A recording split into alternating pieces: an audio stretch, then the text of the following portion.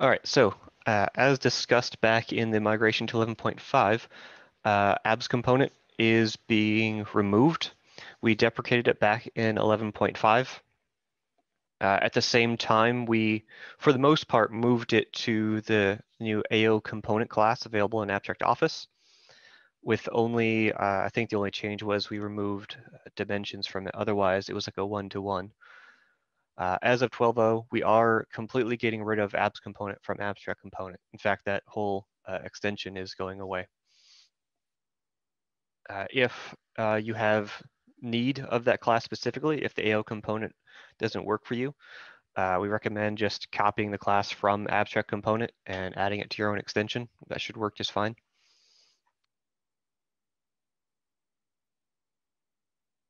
Oh, something else I failed to point out. I will make sure to pause between slides, so if anyone has questions I'd like to ask right away, feel free to do so.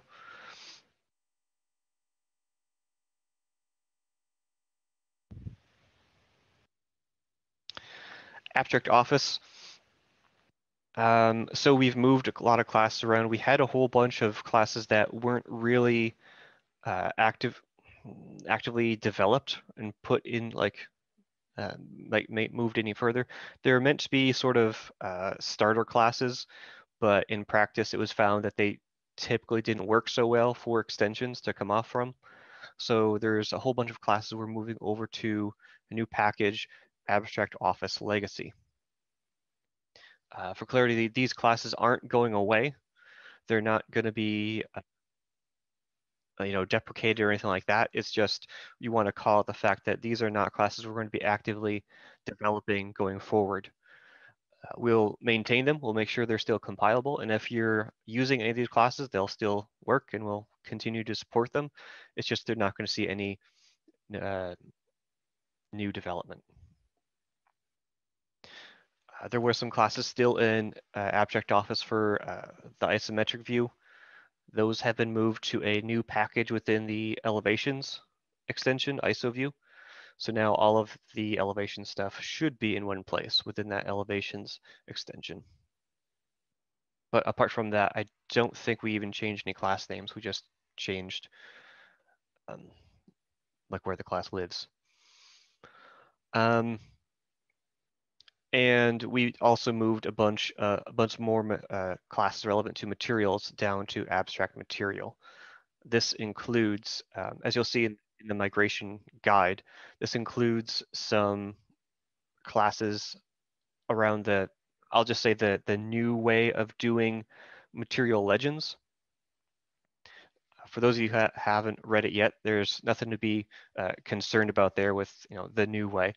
But there is a way we've added to make working with material legends a little bit cleaner, but we do still have full support for how material legends are currently handled.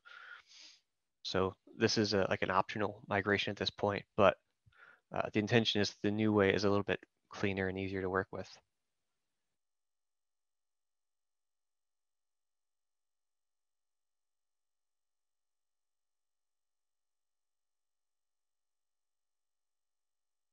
Starting with 12.0, we're going to be pushing out the new Configura CIF export.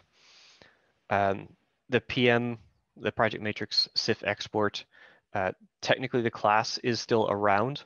However, all of its functionality has been extracted out to the new Configura CIF export. From what I understand, users will no longer be able to get to the PM CIF export from the calculation dialog. It's only the new Configura CIF export.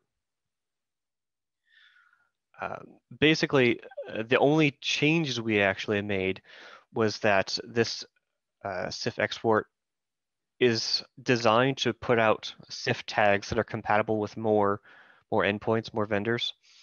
So it's no longer targeting just Project Matrix. It can go to other endpoints as well.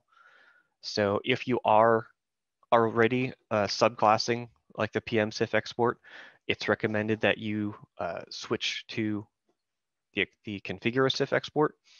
That'll get you some things for free, like outputting. I think the big one is tags. It'll output tags to different formats so that it can be accepted by, like I said, different endpoints. But if you are still extending the PM CIF export.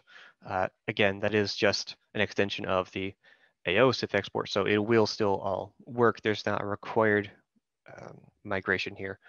It's just, there's going to be an empty class in between them.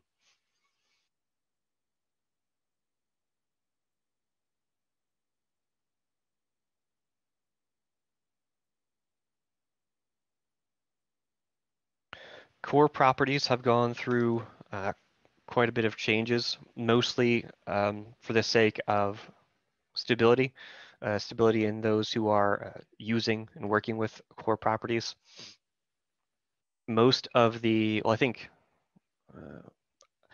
I'm hesitant to say all, but I'll tentatively say all manager-like functions now take in the property's owner as an argument.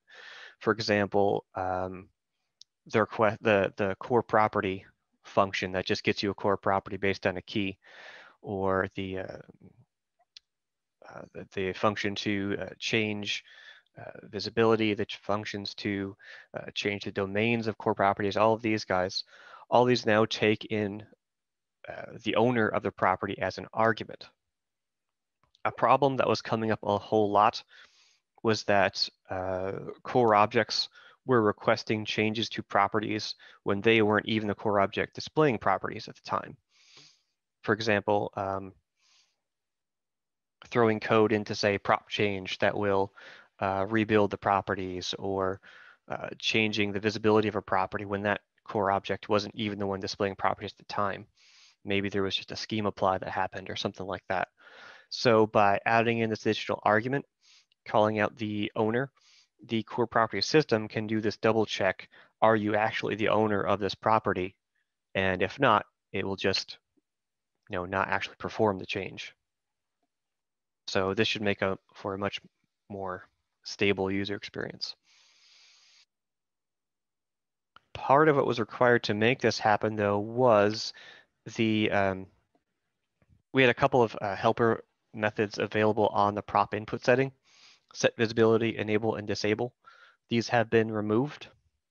However, the matching manager functions are still available. For example, there is a manager function to enable and disable properties. You can still override the visible field on the prop input setting itself. You can still do show hide properties, things like that, via these manager functions. So all the same abilities are still there. They are just now restricted to these manager functions. And as always, most of these manager functions are really just helper functions to get you to calling methods that are on the property itself. If you want, you can, just like before, you can actually get the property and invoke these methods yourself. So the function core property with an owner and a key will get you the property, so you can invoke methods like enable, disable, show hide, rebuild, things like that. Those are still available for directed changes to properties.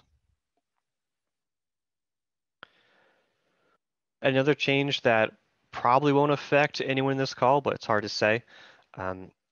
We've moved the code that actually builds properties out of the build properties visitor, and now it's just part of the properties factory. So now this visitor that we've had that actually collects up all the prop nests and whatnot and gets them ready only does the collection. It will collect up all the properties that need to be built, then it passes it over to the properties factory to do the actual building.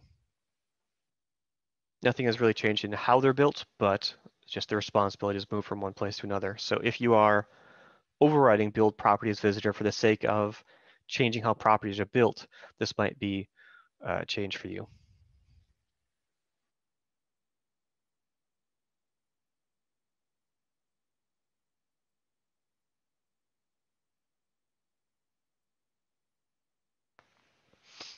We are switching over to a new lighting system for doing renders, both in renders, I believe also in real time as well.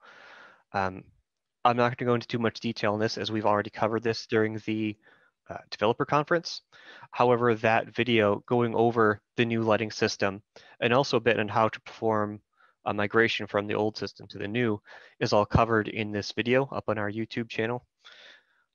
It's called Lights, been presented by Zhao Shi at the developer conference, or there's also a direct link available.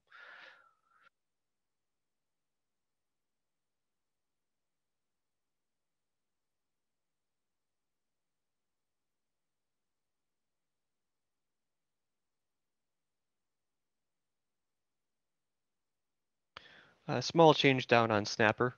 The selection method was made final. This was mostly for the sake of supporting the new child Snapper systems. We had to make sure that selection is handled in a specific order in order to support child Snappers. However, if you already have code in your extension that is modifying selection some way, you can still modify them by overriding any of the three methods on screen: single selection, preferred selection, group selection.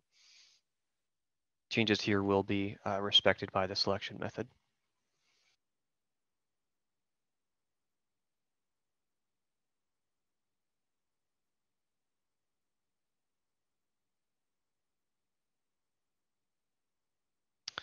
And last one, we actually just uncovered this one this morning. There was a change made to Snapper invalidations. So here I'm talking about those two methods you use on Snapper: invalidate and validate using a symbol as an argument. For those of you who don't know, this is a way to have the validate method on your Snapper triggered right before an undo step wraps up. So it's a way to like almost do a finalize on your snappers before they get recorded for undo. There was a minor change here. The snapper invalidations class or object that exists at the time that we perform the validations had a field on it. Well, it still has the field invalidation infos on it. This included a list of the snappers that were going to be validated later. However, now at the time that the validate method is triggered on your snapper, this field is cleared out. So if you were having any checks in your code that like double check to see if your snapper is in that list or something like that, that won't work anymore because this this map is now emptied at the time of validation. And that's actually it. Like I said, this is going to be a short one. The vast majority of changes made this version were all just interface changes, so not a lot really to talk about. But if there are any questions, I'll take them. Hi, Paul Jones. This is Sridham here. Hey. Yeah. I think this time we do have some changes with prop scheme, right? Yes. I didn't list them out in the slides, but those changes to prop schemes were covered in a webinar we had at the developer conference. That video is available on our YouTube channel, and it goes over the changes that were made to prop schemes. Okay, well, again, thank you everyone for listening. And if you have any questions that we haven't covered, feel free to reach out to us and we'll get right on it. And thank you everyone for your time. Enjoy your day.